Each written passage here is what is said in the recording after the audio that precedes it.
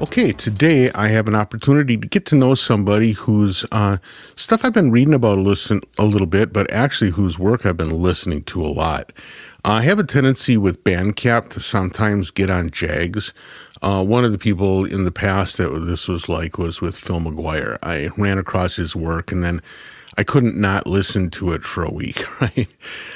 Similarly with this, I ran across it. It was one of those things where I was looking at somebody's site and it was like, people who like this would like that. And I happened to notice it had a really interesting looking modular on the front end. And I ran across this set of recordings called the Etudes by today's guest, Nathan Moody. And I was entranced and I've been listening to it pretty nonstop ever since.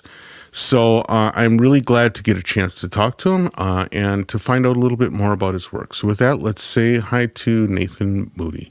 Hey, Nathan, how's it going? It's going well, man. How about yourself? All right. Thanks for taking the time out of your schedule to do this. I really appreciate it. It's, like I said, I've become a little bit obsessed with your music. If blurry vision occurs, discontinue use. Okay, so noted. Why don't we start off by having you talk a little bit about what your artistic practice is like and all the things you do. Well, my artistic background is decidedly non-linear. I was trained as an illustrator originally, and I've been painting with oils since I was 7, and started to realize that artistically what I liked were media that were really immediate. Oils are not that. So I wound up becoming an illustrator and really loved the idea of working within constraints that are put upon me as opposed to being just an artist where I would put the constraints upon myself. Mm-hmm. And then that coincided with getting a job in video, and worked in the video industry for a while, did some editing. That was the first time I used Pro Tools at version 2. And then I wound up moving out to the West Coast for work when CD-ROMs were kind of in their heyday. Right. And then from there, I did computer journalism and then started to realize that I was actually really, really good at interaction design, and have been doing interaction design and creative direction for a while. And I've been professionally designing interactive installations for the last 10 years or so. On the music side, I got started in the late 90s. My first sequencer was Metro by Jeremy Sagan. I remember it. And that and Deck. And, I didn't have enough computing power, so I would just basically MIDI sequence everything and then just cram it all to DAT in a real-time balance. Right. So that was where I really got familiar and conversant with sampling. I'm an old EMU guy. And then I had a crisis of confidence one day, and I realized, and I kind of looked at myself in the mirror and I said, you're a much better sound designer than a composer. And I had this kind of crisis, and I decided, well, maybe I should just really become a sound designer. So I started the Noise Jockey blog in 2008 and really got into field recording, got into recontextualized recorded sound. And then about 6 to 8 years into that, this is a weird thing I apparently do, get up in the morning, look at myself in the mirror, and I said, there's no difference to me between organizing sound in time for sound design and soundscapes and composition. And when I just kind of had that epiphany, which is kind of silly, the floodgates opened, and I've never been more creatively prolific. And so in the last 3 years, I've released I will soon have released 10 albums, a number of compilation appearances and remixes and stuff like that. So I think that kind of catches us up to today. That's a hell of a story, man. I mean, in a way, a good friend of mine kind of got started by being a sculptor. And it's like the opposite, it's like the long game, right? Being a sculptor. So when you talk about sort of like the immediacy of things, I sort of like compare it against what he was into as a sculptor from an art standpoint, right? That is definitely a different headspace for sure. Yeah, it is. But I'm kind of curious about something. So it sounds to me like in 2008, this the Noise Jockey blog, it was kind of started just because you could, not necessarily because you were the most skilled person in the area, right? Absolutely. And I think to this day, the header of the site still says the site is a designer's journey through sound. Okay. And I started it just kind of to bring people along for the ride because I didn't know anything. I mean, to a certain extent, I still don't know anything. And since I do so many things, I always do my best to try to be really humble about the limits of my knowledge and how much I do and don't know. And you know, all of these artistic disciplines are journeys, and sure. I don't think they'll ever be done, and that's why I find them so endlessly interesting. I'm interested in kind of diving into something here because one of the things I would say about listening to your albums, and like I just said, I've been a little obsessed with them lately, is that it's sound designerly, but it also clearly has sort of, it honors the tradition of music without necessarily being stuck in the musical form, right? It seems like it combines melodic phrase with drones, with noise, and with a little bit of sound design, all kind of like mashed in together into something that is like really peculiarly interesting to listen to. What are the things that kind of informed you to kind of get there? I mean, do you have a background in any of these areas that is like really deep? Or is it just like light influences that had a big effect? I've been playing saxophone since middle school, I think. Okay.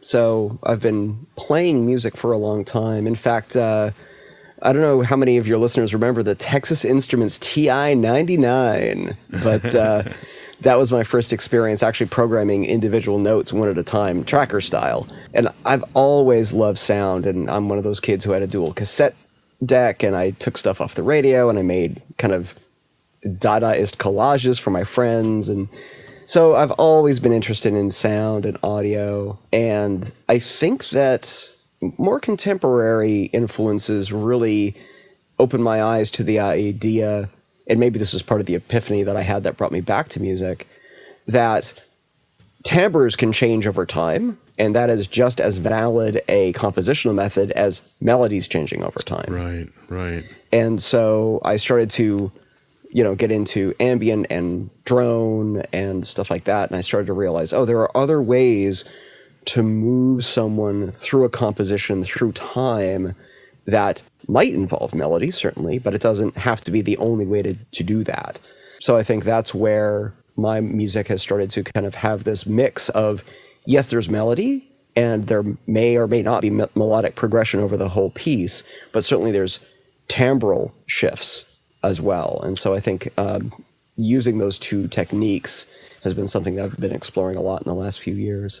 Well, it's interesting, too. I mean, I would say that I hear two non-musical influences on you or on your work that end up with a very musical result. First of all, I say non-musical, I mean not non-electronic musical. One, having a background with the saxophone actually does teach you one thing about a melody, which is don't make a melody longer than you can freaking breathe, right? Absolutely. And I think that that's a critical thing. I grew up as a guitar player and around guitar players. And the thing with guitar players is it's really easy to sort of like fall into noodle zone, right? Which is where since your fingers never have to breathe, they only have to bleed. You got a long time between starting and when you got to stop, right? Right. Where learning instrumentation, learning with a wind instrument, I think really offers the opportunity of having an almost speech-like patterning to melodies. Yeah, and I think that perhaps that might have influenced one of the things that I love about not my own music, but music that I listen to and like listening to, is contrasts. And when people hear contrast in music, they think loud, quiet, clean, distorted.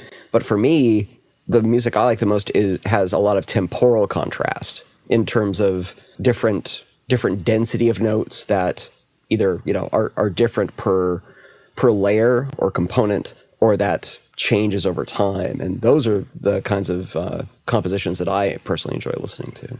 Sure. So when you put together a composition, do you improv it and kind of keep it in your head? Or do you make little scores or notes? Or how do you prepare yourself for the thing? A career of design has caused me to forget how to read music notation, which I used to be actually I got pretty good at sight reading when I was younger, but that's all kind of evaporated a little bit. I have a Bach score on my desk right now because I'm trying to relearn a lot of that stuff. So like a lot of other artists, I do start most compositions through improvisation. There are other exceptions, like sometimes there will be a field recording where, based on how I set the loop points, a rhythm will evolve.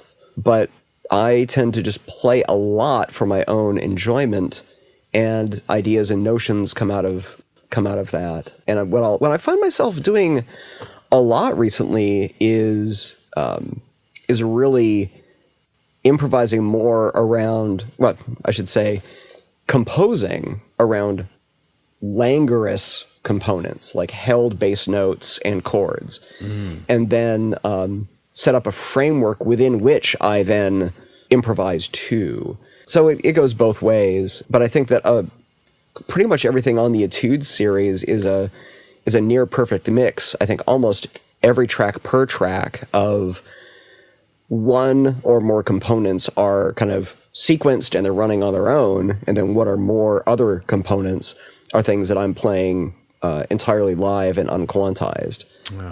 And so that's also kind of how my composition process also goes.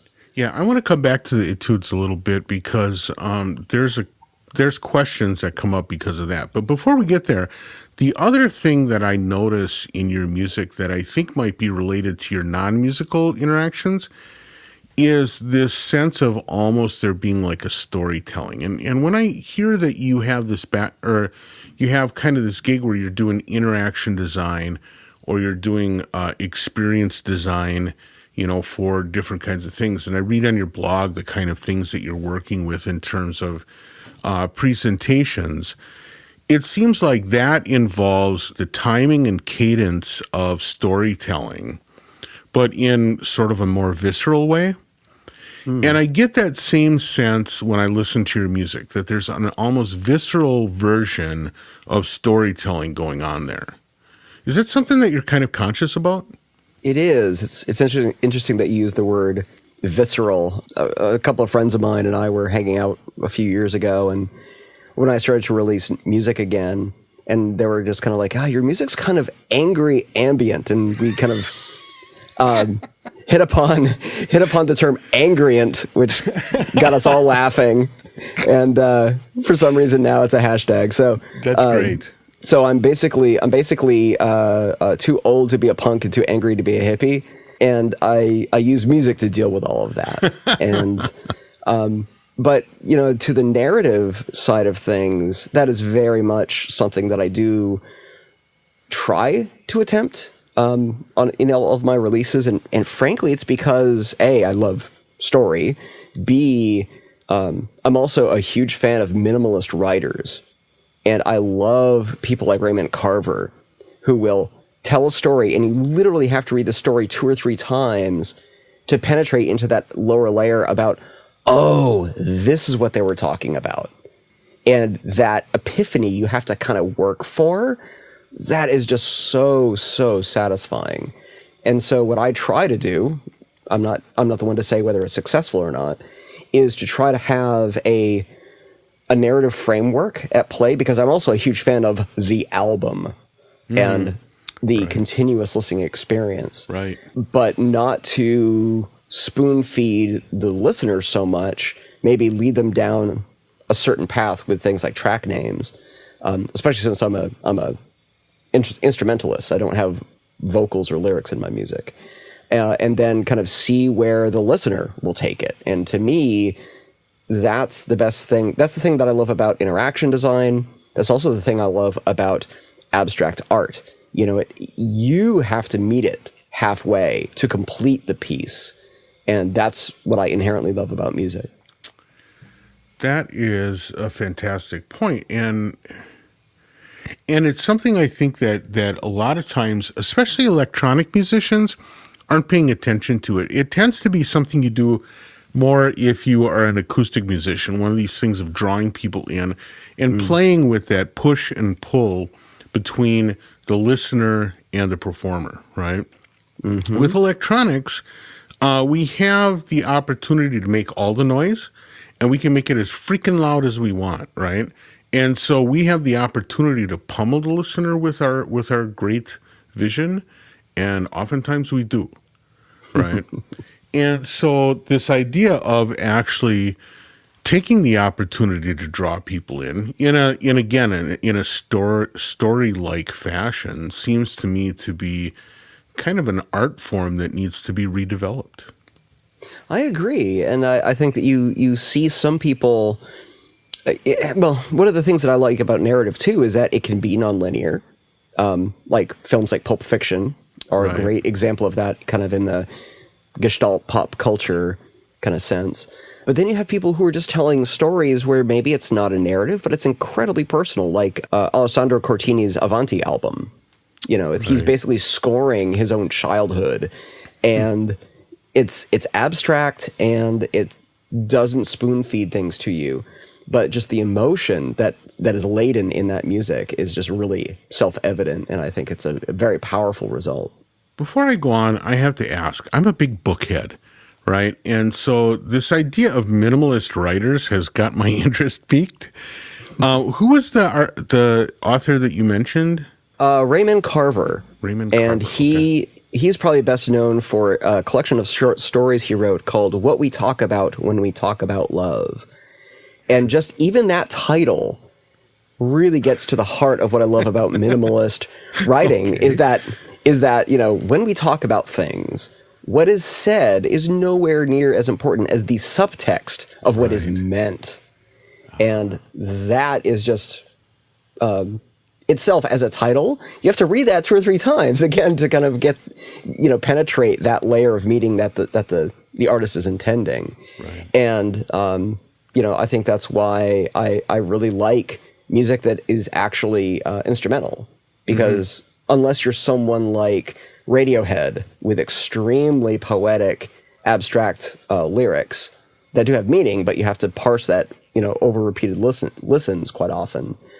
Instrumental music is inherently really good at setting a mood that draws you in, but sometimes you have to listen to it a few times to bring your own opinion to bear as to what the song is about, if anything. Right. Instrumental music does seem to leave a little bit on the table, right? In that there is this whole verbal thing that's left kind of untouched, and sometimes I think, unfortunately, untouched, although I have to admit, and just recently somebody sent me what I can clearly claim is a beautiful album, but it's an album of electronic music that has lyrics, and I couldn't deal with it.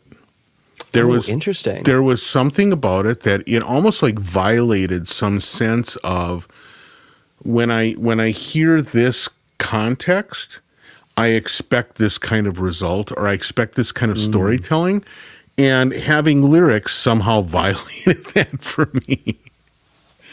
It was a very weird experience, because otherwise I would have, by every measure, it would have been something I would have loved. Well, that's really interesting. But did the lyrics serve to make your attention operate at a different level, perhaps, where you were trying to focus on one thing and it was drawing you elsewhere? What do you think was at play there? I think that it made something too literal for me. Oh.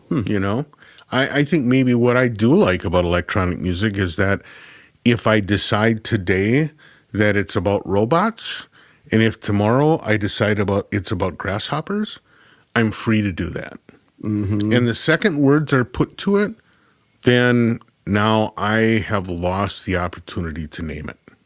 Yep, exactly. And it's funny that you mentioned that, because the only music that I listen to at home with lyrics is in different languages that I don't understand. Oh, that is amazing. So what are examples?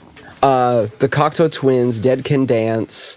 I listen to a lot of Turkish psychedelic rock, which is cool because the American psych rock scene in the 70s borrowed a ton from Middle Eastern and Indian traditions, but it went the other way too. It comes around, right? Yeah, so there was all these 1970s Turkish bands who absolutely worshipped Led Zeppelin.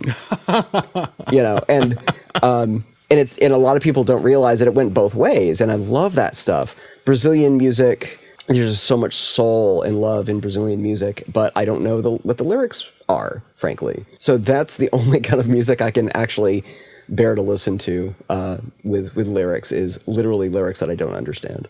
That's interesting. Yeah, well, I can completely understand that as well. Let's talk a little bit about your about this group of albums that you've put out. It's a pretty amazing set of work, especially over a relatively short period of time. But I want to talk specifically about this one group called that you have labeled the Etudes, which are based around a specific instrument that you created for. Now, did you use that instrument? The one that's on the cover, is that the one that's used throughout the album? That's correct, yes. Okay. One of the things I would say, so there's three of them. The last one I think is called the red box, and then there was the white box, and the blue box was the first. Each one of them, the blue box, if I recall right, is like an IntelliGel case with one of the touch keyboards by the guy that's not doing it anymore. By Sputnik. Yeah, Sputnik, that's the one. Yep. And then just a variety of, a combination of Sputnik and IntelliGel stuff. Is that correct? It was mostly Sputnik and mannequins. Oh, mannequins. Okay, all right. Yeah. That makes sense. And then the red box was mostly verbose. Yeah, right. And then the white box was an OP1, right? Yep. Yeah. Okay. I found those amazing because each one of them seemed to honor the core of what it was that box was. So like in the blue box one, there was clearly an engagement with the touch keyboard thing, right? That interacting with that was clearly a significant part of what you were doing. Likewise, in the red box thing, the multi-stage sequencer thing seemed to come into play an awful lot, right? And then in the white box, sort of like the tweezy sound core, but also the really peculiar effects of the OP1 were really up front. Now, what's funny is in all of these cases, they all still sound very much like all your other work. And so I would say it sounds like you, right? What is it that you brought to that? And what is it that the instrument brought to you? Well, you don't go light on the questions, do you? No. It's like, I'm just this side of going to church. So, Well, I'll testify. Okay, then. So that's a really interesting and actually pretty challenging question to answer. I think they all sound like me because I chose to buy those modules and arrange them in those ways. I chose the OP1 as an instrument to explore because they were all created, I think, within a calendar year of one another. I was probably in a pretty consistent emotional headspace. And so I think those might be reasons why there's kind of a consistent voice behind the actual instruments used. And I think that the blue box, really, which started the whole thing, was really me exploring what I mentioned I loved about illustration, actually, which is let me put some actually, yeah, for that one, I just said, you know what? This is going to be an arbitrary constraint. I've never made an entire track with just 2 rows of modular. And that's mostly because at that time I didn't have the skills to do so, actually. And of course, as one gets better in any sort of craft, the fewer and fewer tools you actually need. So it was a learning experience for me. And I started just doing these sketches on this instrument that I built with the intent that it was going to, that's going to sit next to my other modular, and it's just an instrument on its own, and it will play some parts in some larger composition. Mm-hmm. And then I started to realize that having so few modules, I needed to learn each one of them at like a mastery level to get the results I wanted. Right. And then all of a sudden I'm like, oh, I'm making full tracks with this, and maybe I don't need anything else to express these ideas. And so after that, I kind of looked around my studio and I'm like, well, the OP1 is an extremely limit-filled box, despite how flexible it can be. Right. Yes. And then the red box was just basically a stopover between the blue box and Buchla. Right. Where I'm kind of spending a lot of my time now. So. Yeah, I noticed that, like, what's nice is that on your site you put, like, production notes, which are kind of a discussion of, like, it's almost like a behind-the-scenes sort of a thing about the creation of each album. And it seems like this last album specifically was, or the last 2 albums were really focused on Buchla easel as sort of the end tool, right?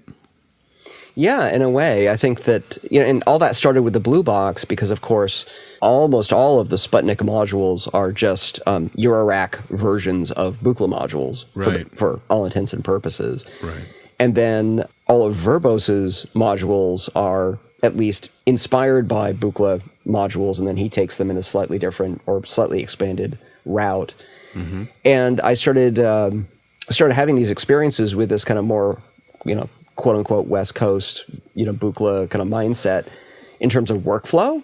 Several albums down the road, I started to realize, I get the headspace and it really speaks to me creatively, but I'm not getting the timbres. It doesn't, right. It's a Buchla-esque process, but it doesn't sound like the Buchla. And of course it doesn't have to, that's not the point. But then I realized, well, the one frontier I haven't crossed in this style of synthesis is actually using an actual Buchla. So I decided to sell a mountain of Eurorack, and I think I bought the very last Buchla 208 that Adam Django's Fire Skramstad built before he took a break from building. Right. And I just had the 208 for a long time, no other modules at all, and I was having the best time. And so I'm never going to turn my back on Eurorack because it's small, it's cost effective for modular, of course, and available, and super available. But having both flavors and the right modules to connect them together into a larger cohesive whole. I do find really, really inspiring. Yeah, so you sold a mountain of stuff, but I mean, if somebody said, hey, I want Red Box Part 2, do you still even have that pile laying around, or is that long gone? Oh, it's a funny question. The Red Box configuration is no more. I sold a lot of those modules, but now the Red Box is in a 4-row suitcase, so it's still around. It just got bigger. Oh. Hey, that's going the wrong way, man. I know. But the blue box literally has not changed. Not a module swap. Not a case reorg. Nothing like that has that's funny. Absolutely not changed. So for me, that's a really stable instrument, and because it's my only modular that actually has a keyboard. It's actually my most immediate modular system in my studio. So I still go back to that and noodle on it and get ideas, and sometimes I'll continue with those ideas on it. Sometimes I'll transfer it to another system. So. Mm-hmm. Well, and the fact that it's stayed in a stable configuration kind of means it has sort of like stabilized itself into kind of instrument zone, right? Yeah. Yeah, exactly. It took the modular format to create it, but Right. the modular format is not causing me to rethink it. And Right. it's the first configuration of a modular that I've ever had where I've felt confident in doing that. Sure. Now, one of the things that when I did a little sniffing around, you are getting back to this idea of being an expert generalist. I mean, you talk about your experiences doing sound design, about doing graphic design, about doing sound, interaction design, sound for film, all field recording, all of these different things. You have this like real generalists thing, but one of the things that I do notice is that graphic design plays a significant role in practically everything you do, because you always have sort of like a very, I don't know, a very focused and very clean, great visual look to the stuff that you do. One thing I'm curious about, though, as a designer and as a designer of things, aren't you tempted to do more physical releases of your music rather than just digital releases on Bandcamp? In general, absolutely yes. I'm of the age where, I like to listen to albums. I've always liked having the physical artifact, something to look at while I actively listen to someone's body of work. And so that's always on my mind when I think about releasing my work and having design and imagery to support it. For the last 2 albums, though, even though I can do all of this stuff myself, my last 2 albums, I've engaged someone else to do the album art and packaging, and it has been such a wonderful collaboration. The guy I'm working with is an artist and actually a modular head called Corey Holmes. Corey is one of the best graphic designers I've ever worked with, and I've hired my share over my career. There's something just so wonderful about someone else reinterpreting your work, and it not just being feedback on an album, it manifesting in something visual. And sometimes he'll go really orthogonal with the work, even though, I explain all the themes and everything, and it's very on theme and it's on brand and all this other stuff. But it's that unexpected element of someone else interpreting your work, which is why people are in bands and why authors have editors. And so for me, starting to kind of loosen the reins and give some of that responsibility to somebody else is, I wouldn't say liberating, but it's certainly creatively really, really inspiring. And it forces me to be better at that when I do it myself. So Sure, that makes a lot of sense. Now, do you ever collaborate on the musical side of stuff? that's a great question. I've certainly gotten my share of requests, and I think that a lot of musicians want to collaborate, and the gears will kind of be set in motion. But I think what kills a lot of collaboration between otherwise solo artists is a lack of a framework for how. And this is not a problem in a traditional band because each person has an instrument, and that is their role in the band. The drummer might be the songwriter, or it might be the bassist. But when it comes to performing, each person has their role. And I think that I've found that, and this may be a personal failing of mine creatively, I need a framework of what roles we might play, and that narrows the possibility space enough that I don't have the blank canvas problem of how to even get started or how to proceed. I've certainly done my share of remixes. That's a framework for kind of collaborating with somebody. But my friend and who's local to the Bay Area, and he's very well known in the Eurorack world, James Sigler. When James plays live, he plays with basically a drummer who is using a modular. And so the division of roles there is really, really clear, and the audio results are great because that guy's working just on rhythm and James is working on everything else. So I think for me, I would need to find collaborators who would say, okay, let's let's come up with some rules of engagement. Let's put a framework around it. And then I think that's where I tend to be a lot more comfortable. So in trying this in the past, have you never felt free to just tell somebody to be like, hey, be the bass player today? Or I'll be the bass player today? I find a lot of musicians actually a little resistant to such, and I'm not, this isn't a generalization. This is based on my personal experience, of course. Sure. I've found that some musicians are pretty resistant to that. And I think it's because they don't want it to feel like work. And, who can blame them, right? Like, I totally get that.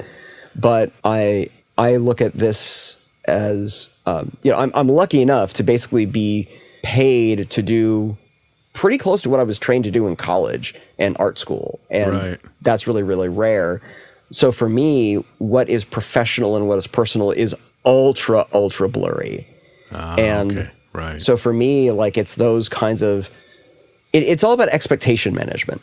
And this is what I found in work, in personal relationships, in the music industry. It is all about setting expectations. And it's the only time anyone ever gets angry with anybody is when their expectations are violated. Right. And so for me, that's how that's my safety net going into a collaborative project, is to have that a little bit more figured out. Now, as you mentioned, you live in the Bay Area, which has its pros and it has its cons. I mean, some of its pros are that, the spirit of Buchla is in the air, right? And the spirit of an awful lot of creativity is in the air there, or at least it used to be. My experience of San Francisco lately hasn't been great. And I'm just wondering, what is your feelings about what's happening to the city? I think that a lot of our current challenges that we're facing in the Bay Area is basically unequal distribution of wealth.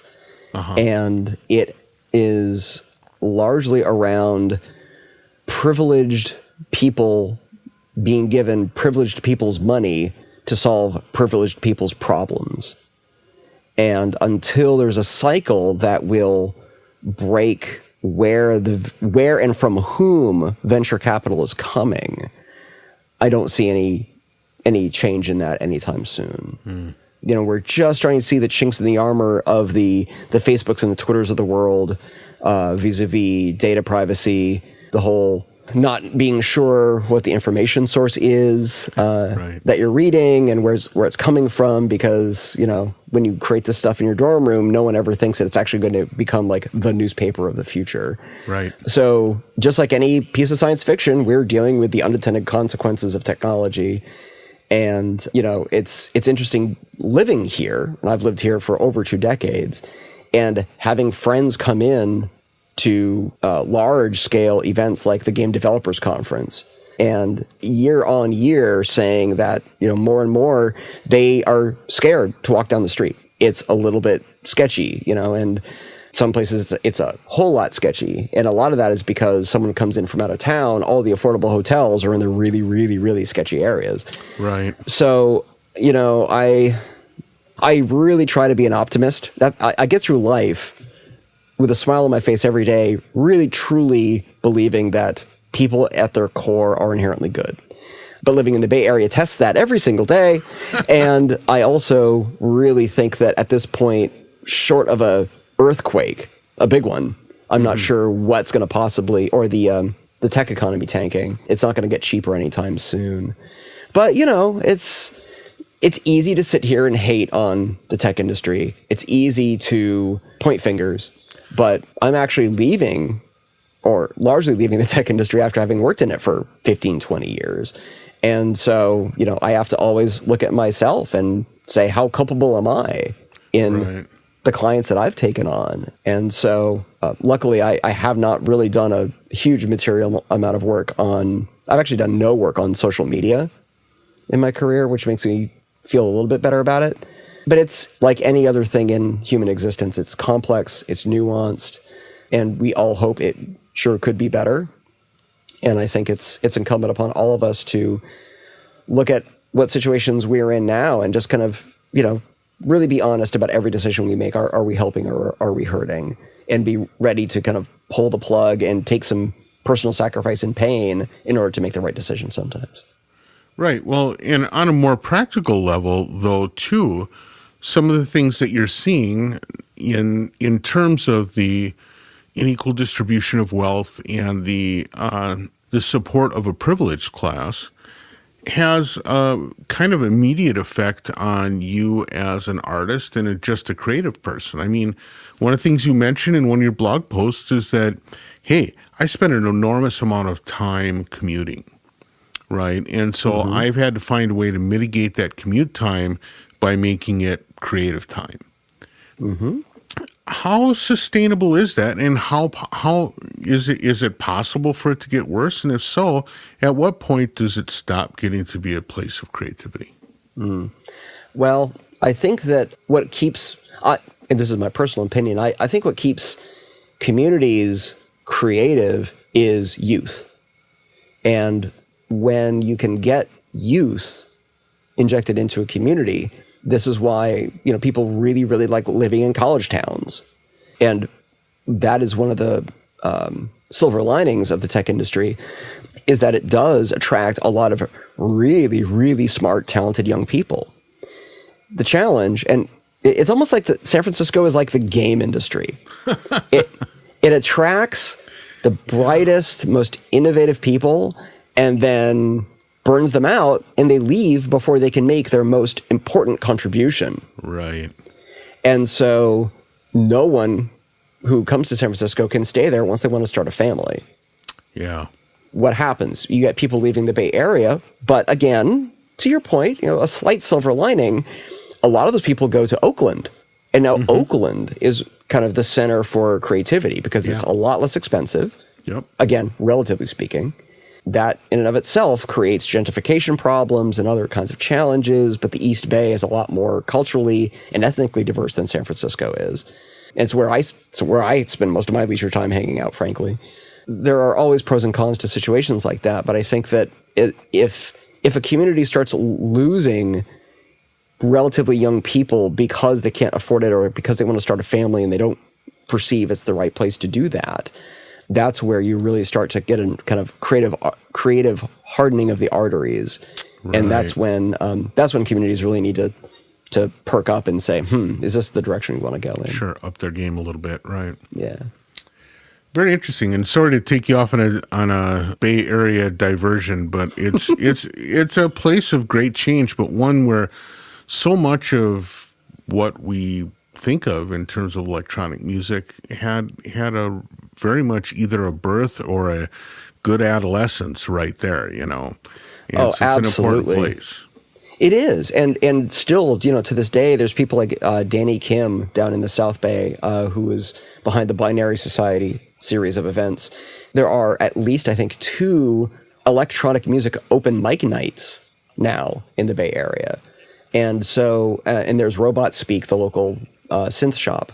So there are at least some places hanging on that might not even be traditional venues, but there are places you can still go and hear, all different kinds of electronic music, all different kinds of music of all kinds.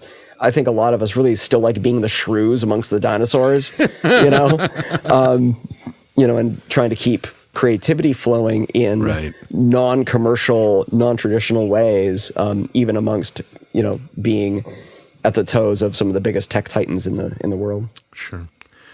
Well, our time has blown by amazingly. But before I let you go, I'm curious, can you give us a little hint about what might be around the corner from you from a production standpoint? You got any music or got any artwork that's you're fixing to drop that you want to talk about? I can provide some foreshadowing, perhaps. I've been teasing a little bit on social media over the last couple of months that I've got a new release coming up. It's going to be very different, and there will be no synthesizers on it of any kind. And what makes it even more interesting is that it will also be accompanied by a number of other products that people can actually buy and use that are related to that album. So that's going to probably all happen in the first half of September. And so that's been really, really fun. and a great, great personal challenge. And again, it's forced me to collaborate more with a broader range of people, which as a solo artist, I find endlessly inspiring. I'm also going to be playing probably multiple show dates in Germany, of all places, in October.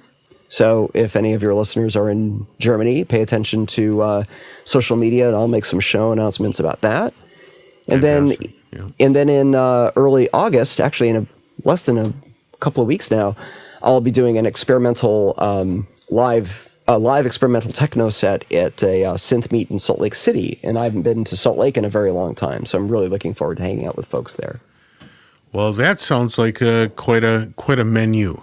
Fantastic. I'm really looking forward to seeing what comes out of this thing in September, but also getting a chance to get out and playing live. That's just always a blast. Well, I want to thank you again for your time. I wish we could have talked more about like field recording and stuff, but we'll have to do it another time. In the meantime, I want to thank you so much for your time, and have a great night. This has been such a pleasure, Darwin. Thank you so much. All right, bye.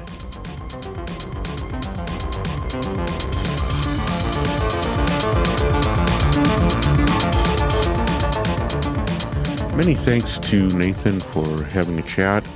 As you can tell, we got along like old friends. It was a lot of fun. Many thanks to you, the listeners. Thanks a lot for showing up. I really appreciate the email I got this week from a number of people who kind of told me how they were listening and where they were listening from. Got to make a couple of new friends that way. It was really great. If you have any interest in telling me about your listening practices, habits, or where you happen to go to get this podcast, drop me a line, ddg@cycling74.com or ddg@20objects.com or just old darwin.gross@gmail.com. Drop me a line. Love to hear from you. Thanks a lot for listening. Thanks to my friends out there at Synthopia, CDM, Cycling 74, Ableton, all of the crew. And thank you to listeners. Catch you later. Bye.